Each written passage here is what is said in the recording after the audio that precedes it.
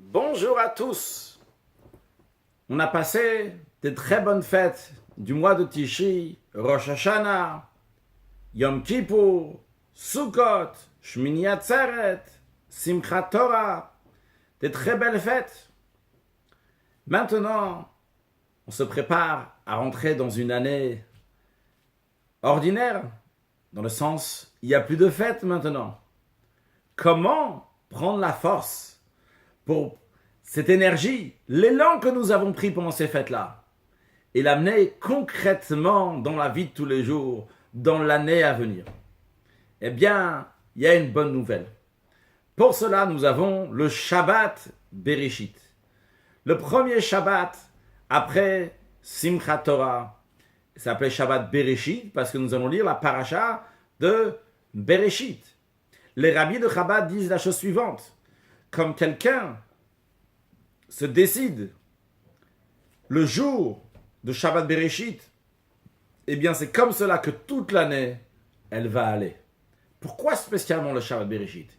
Qu'est-ce qu'il a de spécial le Shabbat Bereshit?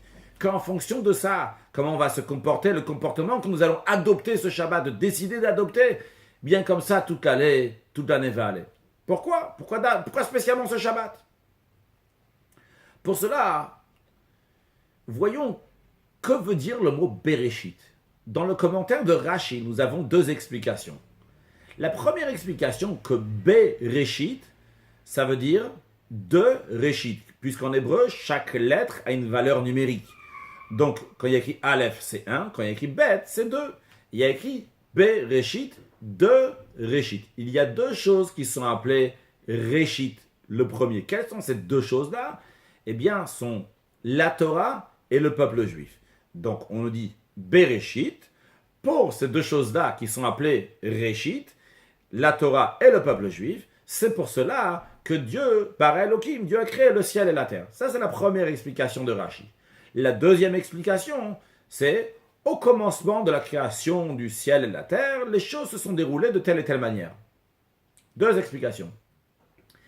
A priori, ces deux explications sont sur le même mot, mais pas dans le même esprit du tout.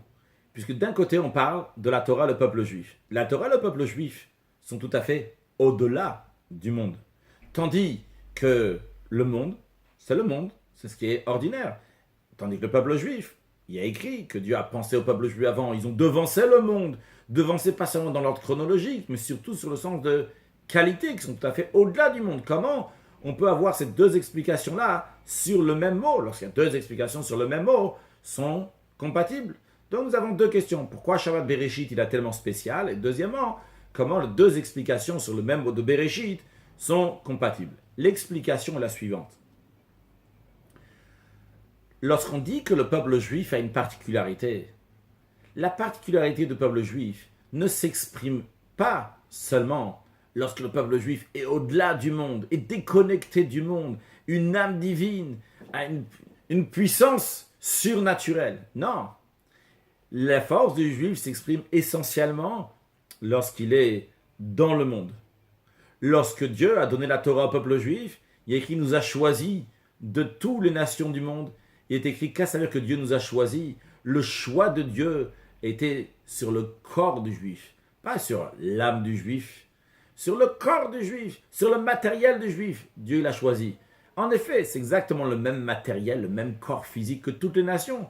Mais Dieu il a dit, je vais choisir ce corps. Donc la particularité de juif, le fait que le juif est appelé Réchit, dans le sens de premier, de très très haut, de particulier, c'est pas juste comme il est déconnecté du monde, mais c'est comme le juif, il est connecté et il est lié avec le monde. Et d'ailleurs, l'expression même de Réchit, en hébreu, veut dire le début de quelque chose. Donc si je prends le début de quelque chose, le début de ce livre, donc c'est là, mais c'est lié avec tout le livre. Donc on dit que le début du monde, donc c'est le peuple juif et la Torah, c'est que le peuple juif, comme il est dans le monde, est rattaché au monde. Et dans ce monde-là, on retrouve la particularité du juif. Donc on comprend que les deux explications dans le commentaire de Rashi sont compatibles. Qu'est-ce que ça veut dire sont compatibles? On est en train de dire ici, il y a un monde. Mais sache que la perfection de ce monde, et avec quoi commence, et à quel but il y a ce monde-là, c'est pour le peuple juif et pour la Torah. Et ce monde-là va pouvoir exister. Donc, comme le juif fait partie de ce monde, fait partie d'un être humain, un corps comme toutes les nations, eh bien, dans ce monde-là, Dieu il va le choisir en tant que Réchit, en tant que premier, en tant que peuple élu de toutes les nations. Un peuple qui fait partie du monde et Dieu va le prendre à part. Il va être un peuple élu. De même, Dieu va lui prendre une terre, la terre d'Israël, qui va être pour lui et qui va lui donner. Et là va se retrouver la particularité du juif. Donc on a compris qu'il y a le juif comme il est tout à fait au-delà du monde et le juif comme il est dans le monde et les deux choses sont tout à fait compatibles, vont se marier ensemble. Cette qualité du juif qui est au-delà du monde s'exprime aussi lorsque le juif va rentrer dans le monde.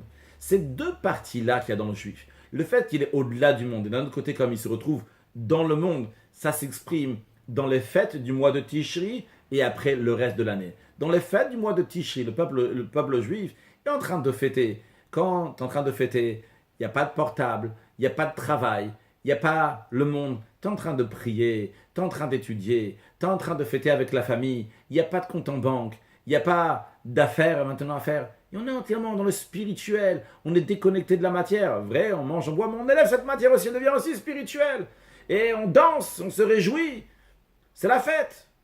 Eh bien, à ce moment-là, quand tu es déconnecté de ce monde-là, c'est très très bien. Mais après, il y a le reste de l'année dans lequel tu vas réatterrir dans ce monde, dans le monde matériel, dans lequel il y a oui des affaires, il y a oui du commerce, oui un portable, et il y a oui tous les médias, etc. Il y a un monde maintenant dans lequel tu as affaire avec ça. C'est deux mondes qui sont complètement différents a priori. Le monde du mois de Tishri et le monde du reste de l'année. Qu'est-ce qui fait le pont entre ces deux parties? Qu'est-ce qui fait l'intermédiaire entre le mois de Tishri et le reste de l'année? C'est justement Shabbat Bereshit. Dans le Shabbat Bereshit, il conclut tout ce qui s'est passé jusqu'à présent et il va commencer l'année à venir. Le Shabbat Bereshit conclut parce qu'il vient toujours à la suite de Shmini Atzeret et Simchat Torah, les dernières fêtes. Et la fin de la semaine, elle conclut tout ce qui s'est passé dans la semaine. Donc dans la semaine, avant de lire Shabbat Bereshit, il y avait toujours Shmini Atzeret et Simchat Torah. Donc Shabbat Bereshit, hop, il conclut. Donc il y a une partie dans laquelle on a conclu tout ce qu'il y avait jusqu'à présent. Il y a l'autre partie, la partie qui est liée avec ce qu'il va y avoir après, avec le mois de Mar Cheshvan, le deuxième mois de l'année, dans lequel il n'y a aucune fête. C'est un mois qui est complètement profane, ordinaire. Et justement, le Shabbat Bereshit, il fait le pont entre les deux. Il te dit, on va prendre là tous les forces qu'on a eues et on va les faire passer dans l'année. Alors sache, si tu veux te décider, tu veux réconcilier entre les deux explications de Bereshit, tu veux réconcilier entre le fait que le peuple juif est Réchit et le monde, tu veux réconcilier entre le mois de Tishri et le mois ordinaire et les mois qui vont venir après, eh bien, quand tu vas te décider, le Shabbat Bereshit, c'est comme cela que toute l'année, elle va avancer. Alors, quand ça arrive Shabbat Bereshit, il faut te décider, réaliser Bereshit. Déjà, c'est un commencement. On ouvre une nouvelle page maintenant. Il y a un nouveau commencement. Il y a plein de choses jusqu'à présent. Maintenant, on ouvre une nouvelle page. Ça va être une nouvelle année. Une année extraordinaire. Quand on relit la paracha de Bereshit, c'est un nouveau maintenant, c'est un nouveau monde. Ce qui s'est passé jusqu'à présent, c'était très très bien. Maintenant, on va ouvrir une nouvelle page, encore mieux que ce qu'il y a eu jusqu'à présent. Quand ça arrive le Shabbat Bereshit, tu réalises que le monde il a été créé pour toi. Que Dieu t'a choisi à toi. Toi, personnellement. Et Dieu attend de toi responsabilité de se comporter comme il faut, d'être un exemple pour toutes les nations du monde. Il te regarde comment tu vas te comporter. Le monde il a été créé pour toi. Alors comment tu vas te comporter? De manière honnête, de manière droite, rajouter des actes de bonté, de bienfaisance dans ton entourage. Et bien par cela, prendre des résolutions aussi dans l'étude de la Torah. Alors, elle dit particulièrement dans l'étude du Chitat.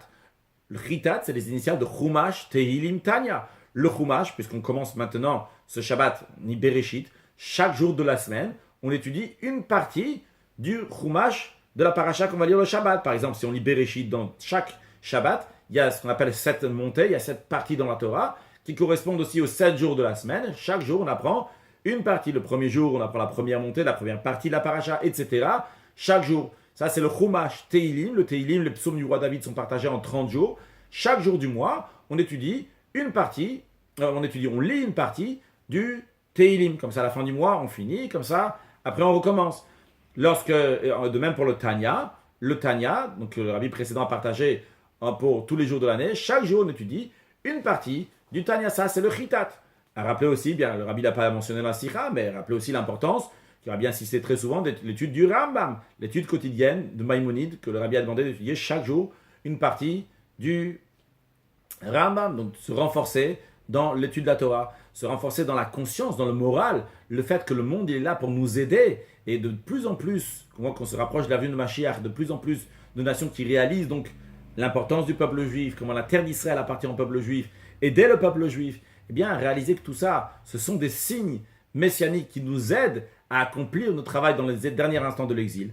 Donc, quand on est Shabbat Bereshit, on va prendre des bonnes résolutions. Et quand on va se préparer ce Shabbat-là, on va se décider ce Shabbat-là, l'année va être une année extraordinaire. On va aller Mechaïl al-Chaïl, de force en force. Et toutes les forces qu'on a prises, toutes les langues, l'énergie qu'on a pris dans ces fêtes-là, on va le concrétiser. Déjà, Dieu va le concrétiser en nous donnant une excellente année, matériellement, spirituellement, pour une excellente vie, une excellente santé, une excellente prospérité, toujours dans la largesse, toujours dans la joie, toujours dans le bonheur.